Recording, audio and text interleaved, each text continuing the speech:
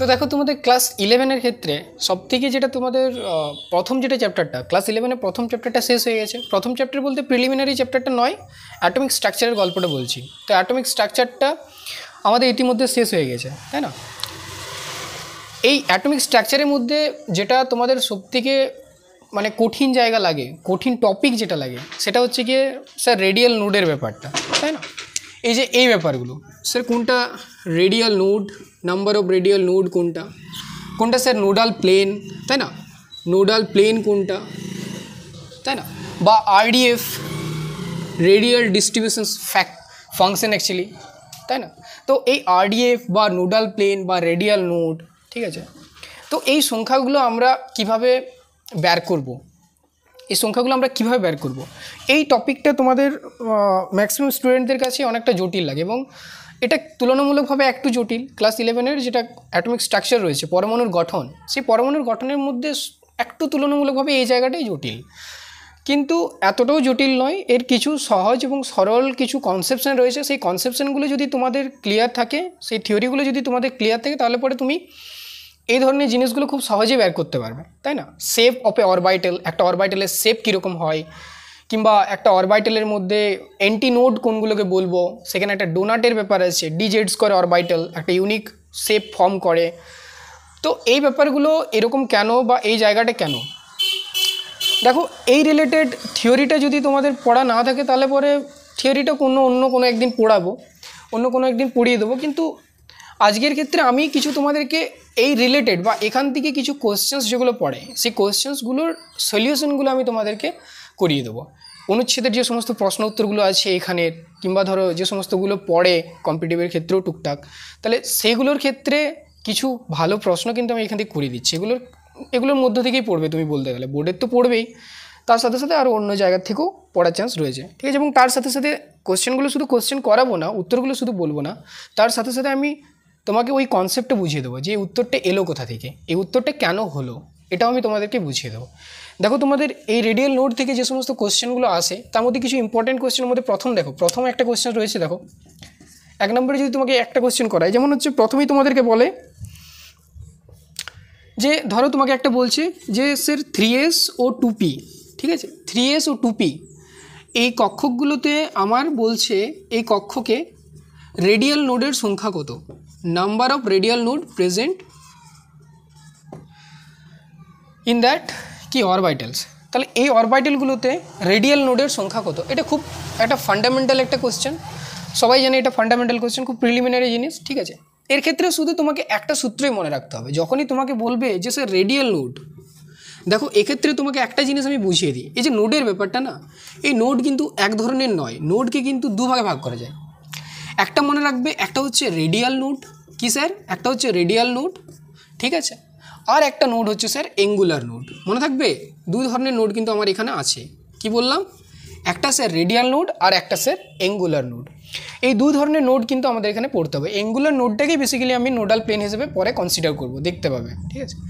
তো এক্ষেত্রে মনে রাখবে রেডিয়াল নোড মানে চাইছে যে এমন একটা স্থান বের করতে অরবাইটালগুলোর মধ্যে, যেমন ধরো যদি আমি একটা 1s যদি একটা অরবাইটাল ধরি, তোমরা জানো যে 1sএর ক্ষেত্রে যে অরবাইটালটা হয় সেটার আকৃতি হচ্ছে স্ফেরিক্যাল, গোলাকার, সেটা তোমরা সবাই জানো। এখন এই স্ফেরিক্যাল বা গোলাকার ক্ষেত্রে কোন জায়গাটায় এই অরবাইটালটার এমন কোন জায়গাটায়, অর্থাৎ এই উপকক্ষের এমন কোন জায়গাটার মধ্যে আমি কোনো ধরনের ইলেকট্রন ডেনসিটি পাবো না, তাই না? সাই তরঙ্গ অপেক্ষক পড়েছো, সাইয়ের ব্যাপারটা পড়েছো। সাই কী বটে? একটা ওয়েভ ফাংশন বটে, এবং সেটা বেসিক্যালি ইলেকট্রনের ডেনসিটিকে আমরা বোঝাই। সাই দ্বারা আমি কী বলি? সাই একটা ইলেকট্রনের ডেনসিটিকে বোঝানো যায়। তো সেক্ষেত্রে বলতে চাইছে যে এমন একটা অবস্থান বলো, একটা উপকক্ষের মধ্যে থাকা একটা উপকক্ষের মধ্যে এমন একটা অবস্থান বলো যেখানের মধ্যে কোনোভাবেই আমরা কি করতে পারবো না, কোনো একটা ইলেকট্রনকে পাবো না, সেটাকে বেসিক্যালি আমরা নোড বলবো, তাই তো? নোড মানে কি বোঝায়? নোড মানে হচ্ছে কি এমন একটা জায়গা যেখানে ইলেকট্রন পাওয়ার প্রবাবিলিটি হচ্ছে মিনিমাম, ঠিক আছে, কিংবা শূন্য, সেই জায়গাটাকে আমরা নোড বলবো। এর অপোজিটে যদি আমরা অ্যান্টিনোড বলি, অ্যান্টিনোড মানে আমরা কাকে বলবো? অ্যান্টিনোড হলো নোডের অপোজিট, অর্থাৎ নোড মানে যদি নিস্পন্দ বিন্দু বলি, তাহলে অ্যান্টিনোড মানে হচ্ছে সুস্পন্দ বিন্দু, অর্থাৎ সেক্ষেত্রে কিন্তু আমি ইলেকট্রনকে পাবো। ঠিক আছে, তাহলে এখন নোডের ক্ষেত্রে এই নোড বের করবো কীভাবে, রেডিয়াল নোডের বের করবো কীভাবে? সিম্পল একটা সহজ একটা কী রয়েছে, সূত্র রয়েছে, ফর্মুলা রয়েছে। এর একটা সবসময় মনে রাখবে, রেডিয়াল নোড যখনই বলবে তুমি কি ফর্মুলা দিয়ে বের করবে, তুমি বের করবে স্যার n - l - 1। এটা হচ্ছে রেডিয়াল নোডের একটা কমন ফর্মুলা। এখন ব্যাপারটা হলো গিয়ে এখানে স্যার এনটা কি, এলটা কি, আর ওয়ানটা তো কনস্ট্যান্ট একটা টার্ম, তাই তো? তো মনে রাখবে এনটা কি বটে না, এনটা হচ্ছে স্যার প্রিন্সিপাল কোয়ান্টাম নাম্বার। কি বললাম? Principal quantum number. তোমরা যখন পড়ছিলে উপকক্ষ নিয়ে পড়ে, তখন দেখবে যে তোমাদের মধ্যে প্রিন্সিপাল কোয়ান্টাম নাম্বার পড়ানো হয়েছিল এল কি বটে না, এজিমুথাল কোয়ান্টাম নাম্বার, বা যেটাকে আমরা বাংলায় বলি গৌণ, তাই তো, বা দ্বিগংশীয় কোয়ান্টাম নাম্বার। সেক্ষেত্রে এন এবং এল এর ভ্যালুটা আসবে কোথা থেকে?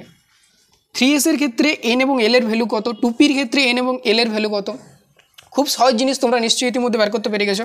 আমি এগুলো নিয়ে আর বেশি বলছি না, কারণ অলরেডি তোমরা এগুলো নিয়ে পড়েছো। আমি জাস্ট কোশ্চেনগুলো সলভ করে দিচ্ছি কিছু, এবং তার উত্তরগুলো আমি বুঝিয়ে দিচ্ছি কীভাবে আসছে, ঠিক আছে? তাহলে দেখো 3s এর ক্ষেত্রে যদি আমরা ইন্ডিভিজুয়ালি দেখো, যদি বলি যে স্যার 3s এর ক্ষেত্রে এন এর মানটা কত, আমি একটু জাস্ট বুঝিয়ে দিই। 3s এর ক্ষেত্রে সবসময় মনে রাখবে প্রিন্সিপাল কোয়ান্টাম নাম্বার মানটা হচ্ছে 3, অর্থাৎ 3s এর ক্ষেত্রে 3s উপকক্ষের ক্ষেত্রে এই যে 3 দ্বারা কী বোঝানো হয়? প্রিন্সিপাল কোয়ান্টাম নাম্বারকে বোঝানো হয়। আর তারপরের যে আমাদের চিহ্নটা রয়েছে, সাইনটা রয়েছে এস, এই এস দ্বারা আমরা বুঝতে পারি যে এজিমুথাল কোয়ান্টাম নাম্বার এল এর মানটা কত না স্যার, এল এর মানটা হচ্ছে 0, তাই না? কারণ এল এর 4টে ভ্যালু থাকে, 0, 1, 2 এবং 3। মানগুলো কী কী হয়, অর্থাৎ সাইনগুলো কী কী হয় উপকক্ষের? এস, পি, ডি এবং এফ, অর্থাৎ 0 দ্বারা এসকে, 1 দ্বারা পিকে, 2 দ্বারা ডিকে এবং 3 দ্বারা এফকে বোঝানো হয়। ঠিক বুঝতে পেরেছো? তাহলে এক্ষেত্রে এল এর মান কত হলো? এক্ষেত্রে এল এর মান হচ্ছে 0, আর এক্ষেত্রে এন এর মান হচ্ছে 3, আর 1 তো কনস্ট্যান্ট। তাহলে 3s এর ক্ষেত্রে যদি বলি যে রেডিয়াল নোড কটা, তাহলে আমি কি বলবো স্যার? 3 মাইনাস হচ্ছে গিয়ে 0 মাইনাস হচ্ছে 1। তার মানে 3s এর ক্ষেত্রে 2টি আমার রেডিয়াল নোড রয়েছে। বোঝা গেল কি বললাম? 3s এর ক্ষেত্রে আমার 2টি রেডিয়াল নোড রয়েছে, মনে থাকবে। এটাকে যদি বলা হয় যে তুমি গ্রাফিক্যালি প্লট করো, যদি তোমাকে বলে স্যার এটাকে গ্রাফিক্যালি প্লট করে, এই যে রেডিয়াল নোডটা তুমি বের করলে, এই রেডিয়াল নোডটা কোন জায়গাটা ঠিক, সেটাকে গ্রাফিক্যাল প্লট যদি তোমাকে করতে বলে, তাহলে সেক্ষেত্রে সেই গ্রাফিক্যাল প্লটটা আমি কিভাবে করব? তাহলে দেখো তোমাকে গ্রাফিক্যাল প্লটটাও আমি দেখিয়ে দিচ্ছি। দেখো সেক্ষেত্রে যদি তোমাকে গ্রাফিক্যাল প্লটটা বলে, তাহলে তুমি কোনটার সাথে কোনটা প্লট করবে? একটা কথা মনে রাখো, এখানে তোমাদের যে প্লটগুলো রয়েছে সেক্ষেত্রে 3 ধরনের প্লট রয়েছে। কি বললাম? 3 ধরনের প্লট রয়েছে। একটা হচ্ছে গিয়ে স্যার সাই ভার্সেস আর, একটা হচ্ছে স্যার সাই স্কোয়ার ভার্সেস আর, ঠিক আছে? আর একটা স্যার হচ্ছে আরডিএফ, মানে হচ্ছে রেডিয়াল ডিস্ট্রিবিউশন ফাংশনস, বা এর ক্ষেত্রে হচ্ছে দেখো তোমার 4πr square Sai square dr by আর। এই 3 ধরনের প্লট তোমাদের ক্লাস 11-এর এই সিলেবাসের মধ্যে রয়েছে।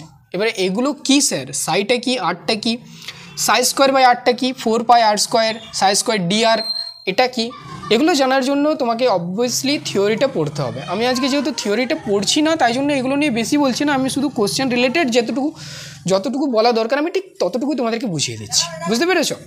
দেখো আমি প্লটটা করছি, সাই ভার্সেস আর এর প্লট করছি। 3s এর সাই ভার্সেস আর এর প্লটটা আমি করছি, ঠিক আছে? সাই ভার্সেস আর এর প্লট কার?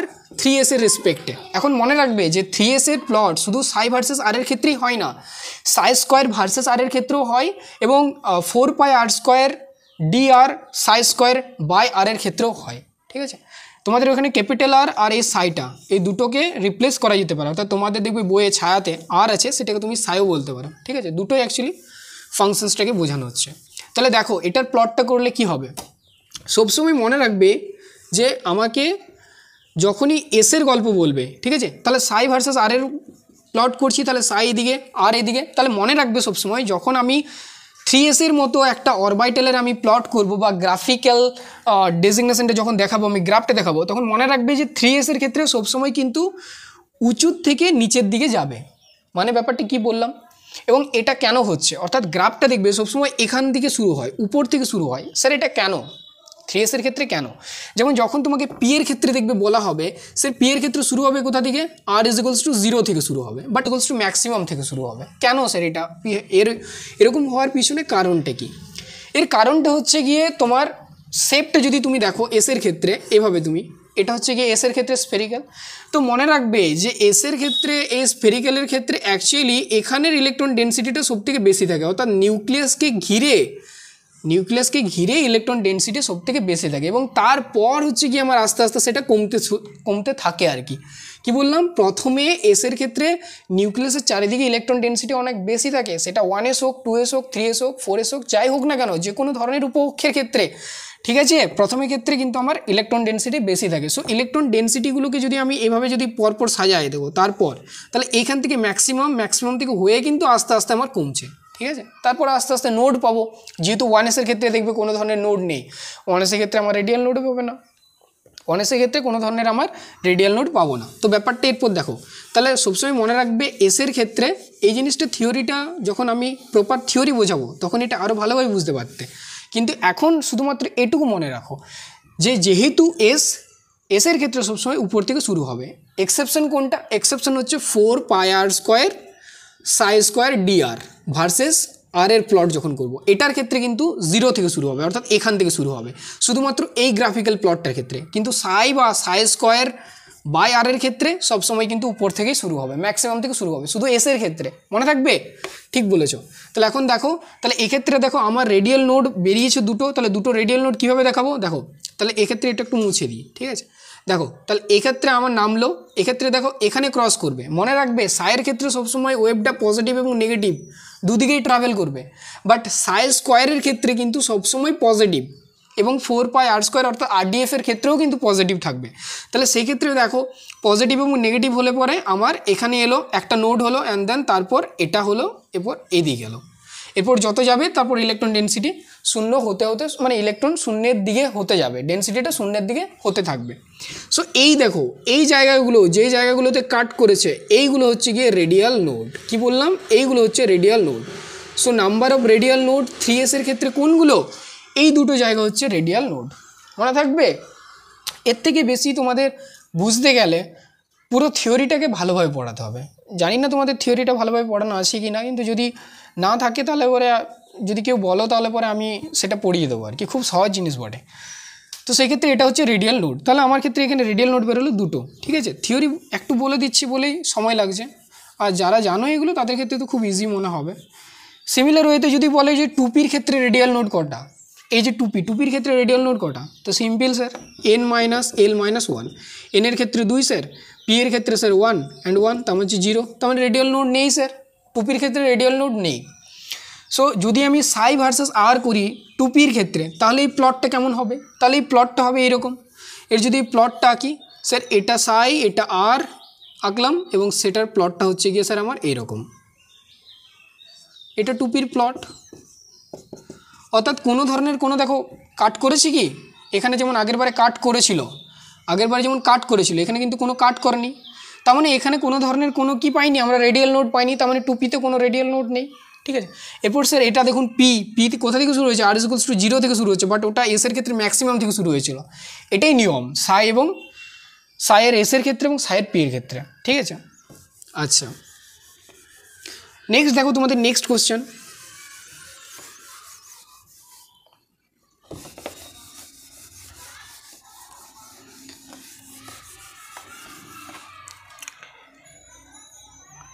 হ্যাঁ দেখো বলেছে যে 3p, এই 3p দেখো বলেছে যে 3p কক্ষকে কতগুলো রেডিয়াল নোড আছে, এবং তার সাথে আরেকটা জিনিস এখানে দিয়েছে যে কতগুলো নোডাল প্লেন আছে, ঠিক আছে, কতগুলো নোডাল প্লেন আছে, এই সংখ্যাটা আমার বলেছে, ঠিক আছে, কতগুলো প্লেনার নোড আছে, নোডাল প্লেন আছে। তাহলে সেক্ষেত্রে দেখো রেডিয়াল নোড আর নোডাল প্লেন এই দুটো কিন্তু আলাদা, ঠিক আছে। আমি বলেছিলাম যে রেডিয়াল নোড আর নোডাল প্লেন বলতে অ্যাঙ্গুলার নোড, দু ধরনের নোড হয় অ্যাকচুয়ালি, ঠিক আছে।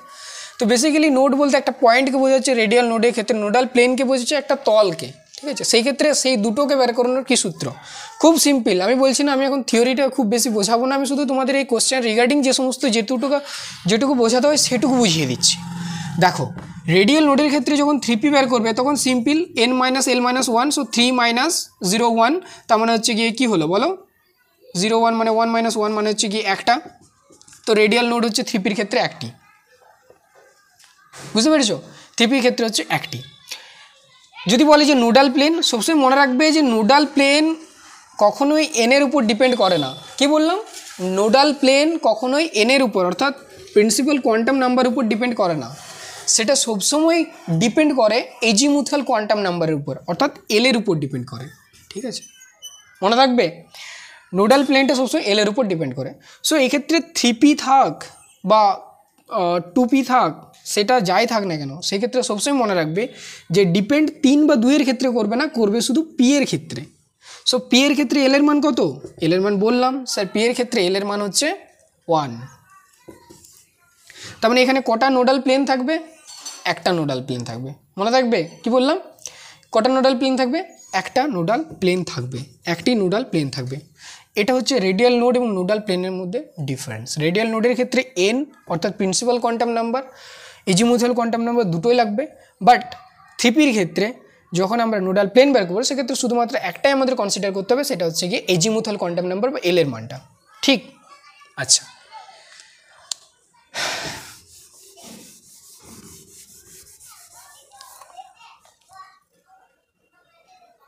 দেখো তোমাদেরকে যদি আরেকটা উদাহরণ দিই যে স্যার 5Dর ক্ষেত্রে, যদি তোমাদেরকে আরেকটা উদাহরণ দিই যে 5Dর ক্ষেত্রে নোডাল প্লেন কোনটা, 5Dর ক্ষেত্রে নোডাল প্লেন কতগুলি, তাহলে সিম্পল তোমাকে এই যে 5 থাক, 4 থাক, 3 থাক বলারই দরকার নেই, দেখারই দরকার নেই।